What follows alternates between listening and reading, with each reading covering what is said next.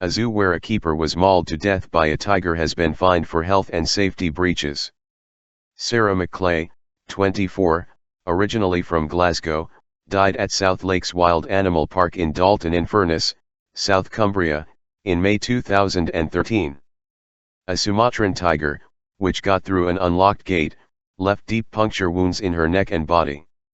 The zoo, now known as South Lakes Safari Zoo, was fined £297,500 at Preston Crown Court.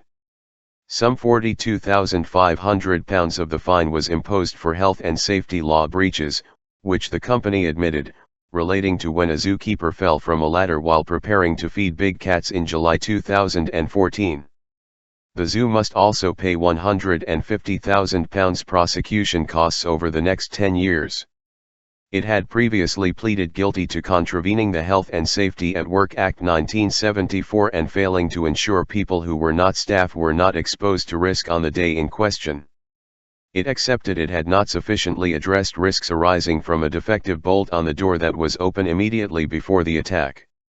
The zoo's owner, David Gill, 55, had faced individual charges on the same allegations but was formally acquitted.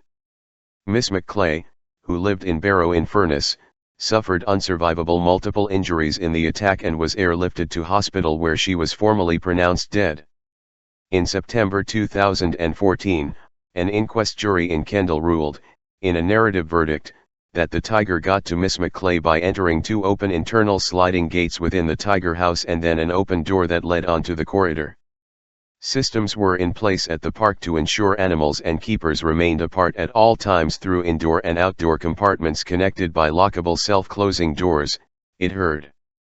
Miss McClay had worked at the park for more than 2 years and was experienced with working with big cats, which she saw as a privilege.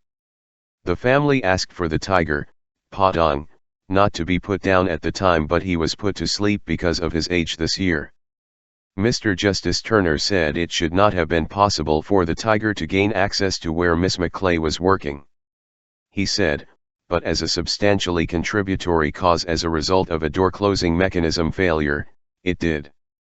The result was as tragic as it was foreseeable. The tiger attacked and Sarah was fatally injured.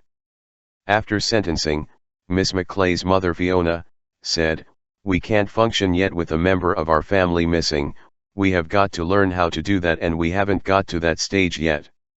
I feel like the zoo pleading guilty, that went a good way to that process, that was a step for us to move forward knowing that somebody else was responsible."